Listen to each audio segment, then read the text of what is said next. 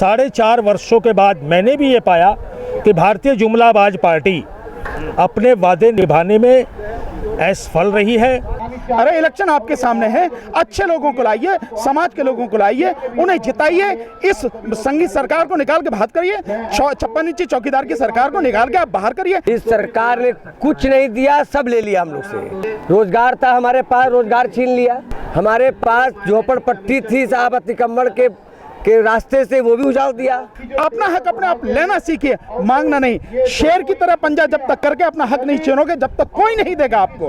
नोटबंदी ने देश के पूरे हालात बिगाड़ दिए। 70 साल बाद भी केवल हम मांग ही रहे हैं, भिखारी ही बने रहेंगे क्या अब तक? इसके बाद हम कुछ नहीं सोचते क्या? जब इतनी बड़ी संख्या हमारी है, हम सरकार बना के अपना हक अपने समाज को अपने कलम से नहीं दे सकते? हम नोटबंदी के दौरान बुरी तरह से मैं प्रभावित हुआ हूं और नाराजगी में कपड़े फाड़े गए मेरे। देश के प्रधानमंत्री जी को बताया मैंने। 5 साल में इस हुकूमत ने कुछ किया नहीं, बल्कि झूठ बोलने के अलावा और कुछ किया ही नहीं, धोखा देने के अलावा कुछ किया ही नहीं। 2 करोड़ लोगों को रोजगार देने की बात कही है, खातों में 15 लाख रुपए देने की बात कही, सब झूठ किया है। ईवीएम से चुनाव अगर होगा तो प्रधानमंत्री और भारतीय जनता पार्टी को संपूर्ण भरोसा है कि मैं आ जाऊंगा, और बैलेट पेपर से चुनाव होगा तो जमानत जब्त हो जाएगी भारतीय जनता पार्टी की देश से। अपने समाज को इकट्ठा करो, लोगों को इकट्ठा करो और उन्हें इकट्ठा करके सत्ता अपने हाथ में लो और अपना हक अपने समाज को अपने हिसाब से दो। आप मेरे साथ इस वक्त मौजूद हैं अभिनंदन पाठक जी। क्या कहना चाहेंगे? सबसे पहला सवाल आपसे करूं, आज के इस धरने से आपकी क्या मांग है? 5 बातों को लेकर के आज हम देश की राजधानी दिल्ली में जंतर मंतर पर धरना देने के लिए आए हैं। लोकतांत्रिक तरीके से, प्रजातांत्रिक तरीके से अपनी बात रखने के लिए आए हैं और 5 मांगे बड़ी मुख्य मांगे हैं। 9% आरक्षण का कोटा, प्रमोशन में भी आरक्षण व्यवस्था लागू हो, पुरानी पेंशन बहाल हो और संविधान की सुरक्षा हो। जंतर मंतर पे प्रतियां जलाई जाती हैं संविधान की, उसको लेकर के कड़ा कानून बने। और इन मांगों में एक मांग हमारी ये भी है, जो कि पूरे देश की प्रजा आज जो सशंकित हो चुकी है, शंका व्यक्त कर रही है, रोष व्यक्त कर रही है और अपनी मांग कर रही है, वो मांग है कि चुनाव जो है वो बैलेट पेपर पर होना चाहिए। उन्हीं बातों को लेकर हम लोग यहाँ। ईवीएम पे आपको भरोसा नहीं? बिल्कुल नहीं है भरोसा। किस डाला होता है ईवीएम? ये कई जगह प्रमाणित हुए हैं। सबसे बड़ा तर्क ये है कि जहां जिस देश ने इस मशीन का निर्माण किया है, वहां पर ही वह अपने देश में मशीन से चुनाव नहीं कराते हैं, पहला। दूसरी बात, कई जगह ये देखा गया है कि गांव में 500 वोट हैं, 500 के 500 वोट भारतीय जनता पार्टी को जा रहे हैं। मशीन हाईजैक हो रही है और जिस समय लोग सड़कों पर उतर रहे हैं, रोष को देखना चाहिए। जनता की आवाज़ को सुन करके पूरे विपक्षी दल ने ये मांग की है, राष्ट्रपति से लेकर के तमाम, मानना चाहिए। उस मांग में विशेष मांग हमारी ये भी है और हमें ये विश्वास है कि आपके चैनल के माध्यम से हमारी बात सुनी जाएगी। 5 मांगे हमारी स्वीकार होंगी। बिल्कुल सुनी जाएगी। पाठक जी, ये बताइए, आपका चेहरा पीएम मोदी से काफ़ी मिलता है और आपका अंदाज़, आपके कपड़े काफ़ी पीएम मोदी से मिलते हैं, तो मैं ये पूछना चाहता हूँ कि आपका इसको कहीं लाभ देखने को मिलता है या इस चीज़ का कहीं आपको नुकसान उठाना पड़ता है? क्योंकि आवाम को जिस तरह से अगर हम देखें तो लोकतंत्र में मीडिया का 4था स्थान है। वाराणसी के 2014 में पूरा चुनाव मोदी जी के प्रतिरूप में गली गली घर घर दर मैंने ही किया था। मोदी जी 2 बार आए थे अपने संसदीय क्षेत्र में। एक बार पर्चा नामांकन करने आए थे, एक बार रोड शो करने आए थे। 90 दिन भूखे प्यासे रह करके मैंने उनका प्रचार प्रसार किया था। 4.5 वर्षों के बाद मैंने भी ये पाया कि भारतीय जुमलाबाज पार्टी अपने वादे निभाने में असफल रही है और बाकी विस्तार से चर्चा लंबी हो जाएगी।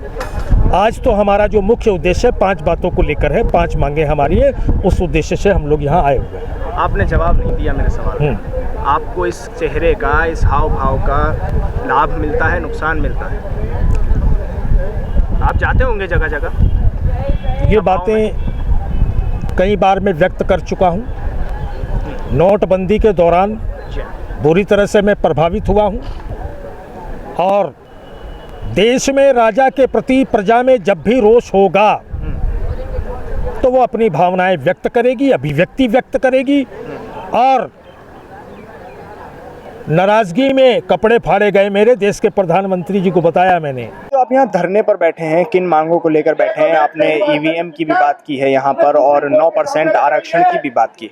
मैं भवननाथ पासवान हूँ, डॉक्टर अम्बेडकर राष्ट्रीय एकता मंच का राष्ट्रीय अध्यक्ष हूँ। आज जो ये धरना हो रहा है मुख्य रूप से 5 मांगों को लेके हो रहा है, जिसमें ईवीएम से चुनाव न कराया जाए, बैलेट पेपर से कराया जाए, प्रमोशन में रिजर्वेशन 4.5 साल सरकार चली, अभी प्रमोशन में रिजर्वेशन का बिल नहीं आया।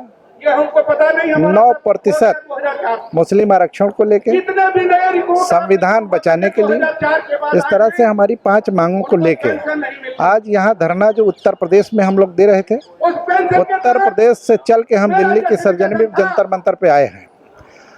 सरकार से ये मांग कर रहे हैं कि जब आप 10% सवर्णों को आरक्षण देने में कोताही नहीं किए हैं, जो मुस्लिम समाज के जो दलित पिछड़े उसमें हैं उनको भी 9% का आरक्षण दिया जाए।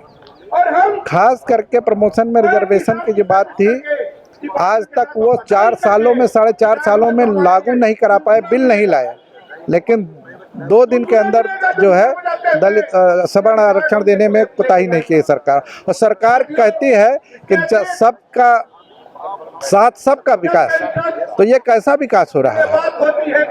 देश की जनता त्राहि कर रही है और मोदी जी मस्त है। दबे कुचले पिछड़े समाज की अवहेलना हो रही है। तमाम दिक्कतों को लेकर ये जनमानस व्याकुल है और वो चाहता है कि सरकार ईमानदारी से अपने किए गए वादों को ये ठीक ढंग से लागू करे। उत्तर प्रदेश की जो मांगे हैं उत्तर प्रदेश सरकार करे और जो केंद्र की मांगे हैं वो केंद्र सरकार माने। 5 साल में इस हुकूमत ने कुछ किया नहीं, बल्कि झूठ बोलने के अलावा और कुछ किया ही नहीं, धोखा देने के अलावा कुछ किया ही नहीं। 2 करोड़ लोगों को रोजगार देने की बात कही है, खातों में 15 लाख रुपए देने की बात कही, सब झूठ किया है। काला धन लाने की बात कह रहे थे, सब कुछ हुआ ही नहीं। 1 मिनट में आपने प्रश्न किया कि 1 मिनट में ये है, तो इन्हें धोखा के अलावा और कुछ दिया ही नहीं। 5 सूत्री मांगों को लेकर कई वर्षों तक उत्तर प्रदेश की राजधानी लखनऊ में हम लोग संघर्ष कर रहे थे। ये 5 मुद्दे दिल्ली केंद्र सरकार से संबंधित हैं और लखनऊ से चलकर जंतर मंतर पे हम लोग आए हैं अपनी मांग को लेकर। मां महिम राष्ट्रपति महोदय के नाम ज्ञापन प्रस्तुत करेंगे। हमारे ज्ञापन पे कार्रवाई अगर नहीं होगी, हम छोटे रूप में जंतर मंतर पे 1 दिवसीय धरना देने आए हैं और संकेत देने आए हैं, फिर बड़े रूप में दिल्ली में चक्का जाम करेंगे। देश की आधी से ज़्यादा आबादी ईवीएम पर उसको भरोसा नहीं है। देश से ज़्यादा आबादी चाहती है बैलेट पेपर से चुनाव हो और चुनाव आयोग प्रधानमंत्री की बोली बोल रहे हैं कि ईवीएम पे चुनाव होगा। लोकतंत्र को तार तार कर रहे हैं। क्या चाहते हैं? ईवीएम से चुनाव अगर होगा तो प्रधानमंत्री और भारतीय जनता पार्टी को संपूर्ण भरोसा है कि मैं आ जाऊंगा और बैलेट पेपर से चुनाव होगा तो जमानत जब्त हो जाएगी भारतीय जनता पार्टी की देश से। इस सरकार ने कुछ नहीं दिया, सब ले लिया हम लोग से। अब मैं अपने धरने को आगे बढ़ाते हुए क्या क्या देना हमसे इसी कड़ी में रोजगार था, हमारे पास रोजगार छीन लिया। हमारे 5 सूत्री मांगों हम छोटी मोटी पूंजी लगा के रोजी रोटी चलाते थे, वो भी छीन ली। पहुंचे हैं। हमारे पास झोपड़पट्टी थी साहब अतिकम्मड़ के रास्ते से, वो भी उजाड़ दिया, छत छीन ली, आसिम साहब बेघर कर दिया लोगों को।